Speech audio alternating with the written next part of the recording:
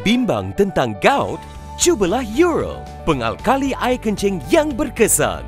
Eural, kurangkan paras asid urik anda sekarang. Assalamualaikum, anda sedang menonton Sekilas Fakta 14 Januari 2022 bersama dengan saya Nusyah Muhammad Amin.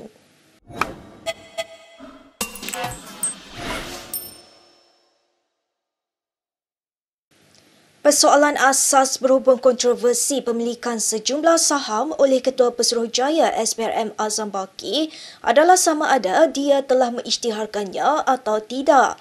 Perkara itu dinyatakan oleh pengerusi Jawatankuasa KAS mengenai rasuah Rais Yatim dalam sidang media di Parlimen hari ini. Isytiharan aset termasuk saham harus dibuat. Jadi dalam kes yang berkait dengan Ketua SPRM misalnya, sudahkah dibuat? Itu satu persoalan asas.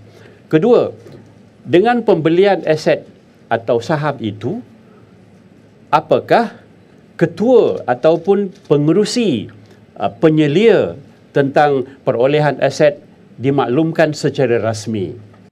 Jawatankuasa itu yang merupakan satu daripada 5 panel kawal selia SPRM berkata, berdasarkan maklumat yang diberikan kepada panel, tidak ada tanda-tanda pengisytiharan telah dibuat.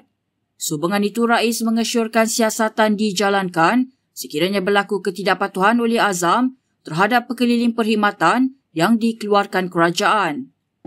Sesiapa pun boleh beri saham. Tapi dalam perkeliling tahun 2002, dinyatakan tidak boleh lebih dari RM100,000. Hal ini tidak dapat kita ketahui lantaran itu jawatankuasa atau badan yang menyiasat perlu mendapatkan fakta yang sebenar dalam kes yang berdepan dengan sistem kita pada hari ini. Imam masjid yang memandikan seorang remaja seperti jenazah kerana disyaki mencuri wang tabung masjid telah pun meletakkan jawatannya. Perkara itu disahkan Esko Hal Ehwal Agama Islam Selangor, Zawawi Ahmad Muhni kepada portal Free Malaysia Today. Menurut laporan FMT, Zawawi mengesahkan peletakan jawatan Imam Masjid Al-Islahiyah di Kuang itu berkuat kuasa hari ini selepas dia diminta berbuat demikian. Katanya beliau telah berhubung dengan pengarah Jabatan Agama Islam Selangor, Muhammad Syazihan Ahmad, berhubung tindakan wajar kepada imam tersebut. Tambah Zawawi sebagai tokoh agama, individu yang bergelar imam atau nazir tidak sewajarnya mengambil undang-undang di tangan sendiri sebelum siasatan pihak berkuasa dijalankan. Baru-baru ini tular rakaman video yang memaparkan imam tersebut memandikan seorang remaja seperti jenazah serta menyembur air ke mukanya kerana disyaki mencuri wang tabung masjid. Semalam Mahkamah Magistrate Selayang menjatuhkan hukuman penjara 10 hari dan denda RM4,000 terhadap Daniel Iskandar 19 tahun selepas dia membuat pengakuan bersalah. Berita seterusnya. Selepas Anwar Musa membayangkan UMNO bakal menggunakan Ismail Sabri Yaakob sebagai daya penarik di PRU akan datang, seorang ahli MKT tampil membuat sanggahan. Muhammad Fuad Zakrasy menyifatkan kenyataan Anwar itu mendahului keputusan parti ketika UMNO belum membuat sebarang keputusan. Membayangkan rasa tidak senangnya, Fuad sebaliknya menjelaskan ciri-ciri yang perlu ada kepada individu yang layak diangkat sebagai poster boy partinya. Menurut bekas ahli Parlimen Batu Pahat itu, individu tersebut perlu dipilih kerana ketokohan dan polisinya dan bukan seseorang yang hanya mengikut cakap orang lain dan lambat membuat keputusan. Bagaimanapun tidak jelas siapakah individu yang dimaksudkan oleh Puan itu. Semalam Anwar membuat kenyataan bahawa hasil mesyuarat MKT UMNO 2 hari lalu memberi isyarat bahawa Ismail Sabri akan dijadikan watak utama mewakili UMNO pada PRU ke-15. Ketua UMNO Ketera itu menambah, isyarat itu juga sekaligus menunjukkan bahawa naib Presiden UMNO itu adalah calon Perdana Menteri daripada parti itu. Dalam pada itu, Muhammad Fuad berkata, semua pihak dalam UMNO perlu bertindak dengan wajar dan tidak berlebih-lebihan daripada parti. Presiden PAS Abdul Hadi Awang hari ini mengesahkan bahawa Muhammad Khairuddin Ahmad Rozali telah dipecat sebagai ahli jawatan kuasa pusat parti itu.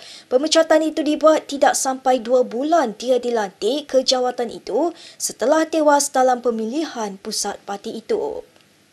Itu biasa dalam parti, tak dipilih dalam muktamar, diberhentikan, ditukar, itu biasa. Maksudnya jawatannya ditarik balik oleh PAS Pusat? Itu tak, ya.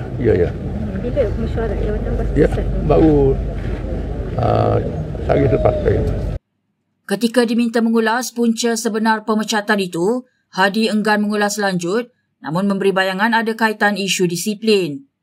Khairuddin sebelum ini dilantik sebagai AJK Pusat bersama bekas Ketua Pemuda PAS, Nik Muhammad Abdul Ni Aziz dan Muhammad Zudi Marzuki, Setiausaha Politik Timbalan Presiden Tuan Ibrahim Tuan Man. Ketiga-tiga mereka dilihat sebagai pimpinan PAS yang lebih cenderung terhadap kerjasama politik dengan UMNO berbanding bersatu. Pening, tangan dan kaki kebas, letih. Ini mungkin tanda peredaran darah kurang baik. Cubalah Thomson Activated Ginkgo dengan teknologi aktivasi dari Jepun yang menghancurkan ginkgo biloba dan melekat pada dinding usus untuk penyerapan lebih baik bagi membantu memperbaiki peredaran darah. Kawalan kualiti memastikan ia mudah larut dengan daun muda ginkgo dari Jepun. Untuk peredaran darah yang lebih baik, cubalah Thomson Activated Ginkgo. Ini adalah Medifax untuk Thomson. Kita ke perkembangan berikutnya.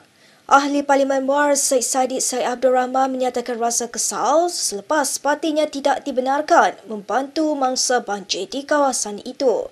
Presiden Parti Muda itu mempersoalkan apakah tindakan itu bertujuan menghalang partinya daripada meneruskan aktiviti bantuan. Walaupun saya telah pun cuba ikut SOP, mohon secara rasmi, tetapi permohonan ini telah pun ditolak oleh pejabat daerah dan penolakan iaitu agak pendek.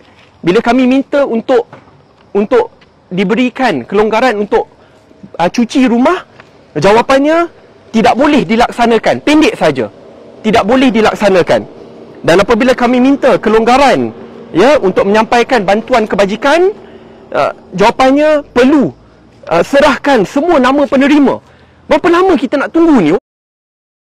Syed Saddiq turut menyifatkan layanan berbeza yang diberikan terhadap muda berbanding parti-parti politik lain sebagai satu bentuk hipokrasi. Beliau juga mempersoalkan sama ada kerajaan negeri Johor pimpinan UMNO berada di sebalik tindakan itu.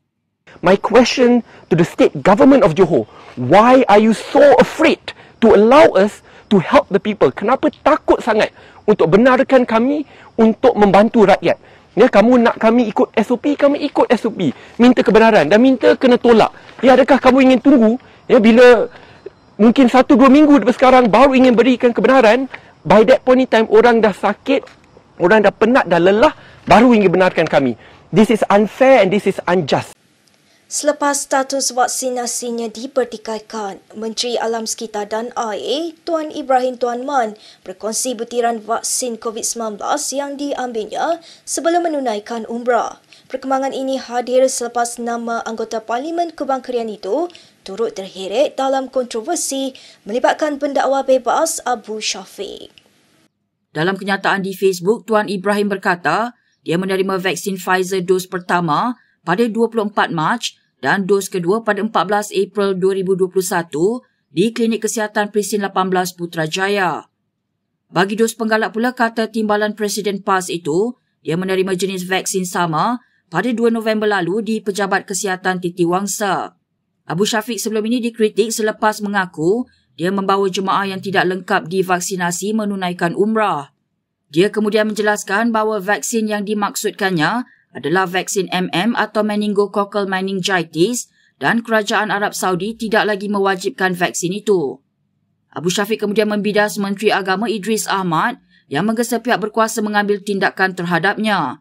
Kata Abu Syafiq, selain dirinya, terdapat individu dalam kerajaan yang menunaikan ibadah umrah namun tidak mendapatkan vaksin termasuk Tuan Ibrahim. Tuan Ibrahim dalam kenyataan semalam bagaimanapun tidak menyentuh mengenai vaksin tersebut. Berikut beberapa lagi ringkasan berita untuk hari ini.